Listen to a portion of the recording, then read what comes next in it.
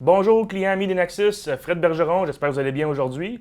On va couvrir aujourd'hui dans ce tutoriel-là, dans le fond, comment bien ou comment gérer ce qu'on appelle avec ICT protégé GX, mais ça s'applique aussi évidemment à WX.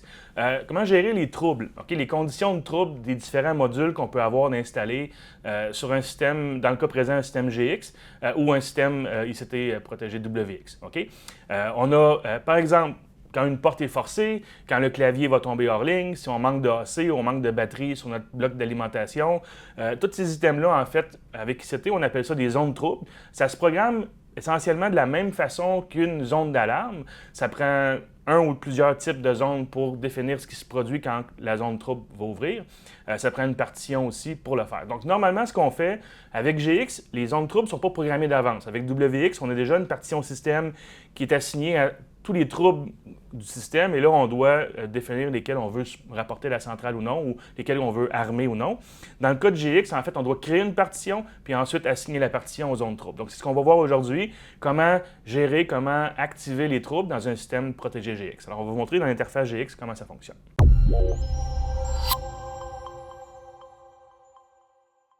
Donc, première étape, en fait, on veut créer une partition pour les troubles. Donc, à partir de la page d'accueil, on va aller dans la section programmation ici. Les partitions. Vous allez voir que j'ai déjà ici une partition que j'ai créée en tant que trouble. Souvent, ce que je fais, en fait, je diminue le temps de délai de sortie parce que quand je vais armer la partition des troubles, normalement, on veut que ça soit pratiquement instantané.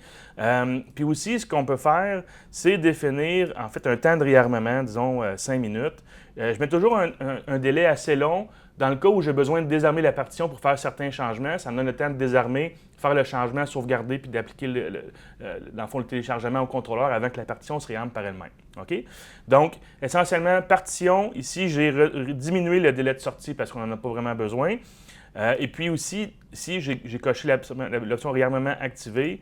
Et puis, j'ai mis le réarmement aux 5 minutes. Encore une fois, si vous mettez ça aux minutes, ça va fonctionner, mais une minute, c'est peut-être un peu court pour être capable de faire des changements. Donc, pendant que vous téléchargez les changements, la partition pourrait se réarmer, puis là, les changements ne sont pas pris en compte.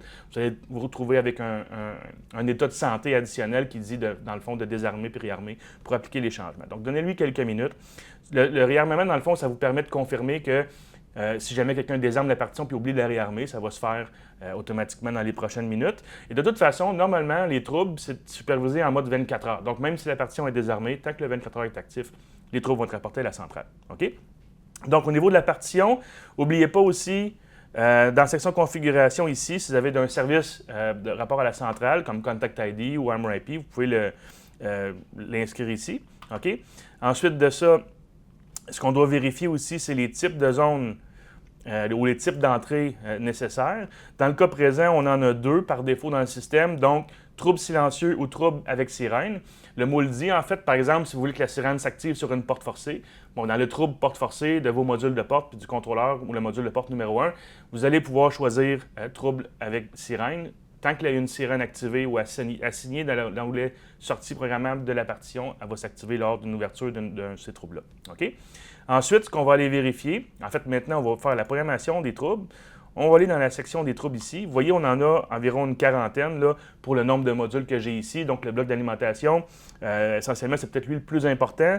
Dans la majorité des cas, ce qu'on va faire, on va agrandir la colonne ici. Là, vous voyez, ce qui commence par AE, dans le fond, c'est le module analogique, qui est dans le cas présent un module d'alimentation 4 ampères. Mais on a ici la micro-switch, dans le fond, pour le boîtier, le manque de AC, batterie faible, etc. Donc, ces items-là, normalement, on va recommander de les activer. Il y a d'autres troubles qui sont peut-être moins importants pour vous. Si je trouve, par exemple, ici, au niveau, vous voyez, si l'installateur entre un code au clavier. Donc, si on va en mode installateur, par exemple, pour changer l'IP du contrôleur au clavier, ça peut envoyer l'événement à la centrale. Normalement, c'est quelque chose que je n'active pas. Donc, ce qu'on va faire, essentiellement, on peut faire une recherche. On va activer aussi, aujourd'hui, par exemple, une porte forcée. Donc, j'ai les deux portes du contrôleur ici. On va aller, vous voyez, j'ai fait une sélection multiple, on avait déjà couvert ça dans d'autres vidéos. On va aller ici dans la section pour les types de partitions. On va choisir trouble, puis dans le cas présent, par exemple, trouble silencieux. Et on sauvegarde. Donc, très simple. On choisit comme ça ici les troubles qu'on veut superviser. Effectivement, normalement, ce que je fais aussi, tous les troubles qui viennent du bloc d'alimentation, évidemment, on doit savoir d'avance si l'AC tombe avant que la batterie soit épuisée. Donc, on peut faire la même chose ici. Trouble silencieux et je sauvegarde. Okay? Ensuite de ça, tout ce qu'on a à faire, en fait, c'est d'attendre que le téléchargement soit terminé. Donnez-lui peut-être un 20-30 secondes de téléchargement. Si vous voulez voir, en fait, ce qui se produit pendant le téléchargement, on peut aller ici dans l'onglet des contrôleurs, dans l'onglet général, puis on a les fenêtres de diagnostic. C'est la ligne qu'on voit ici quand c'est terminé. Aussi, si on fait un rafraîchissement ici, on va voir que la date et l'heure du dernier téléchargement va changer. Donc, on revient ici dans la liste, on va armer la partition des troubles.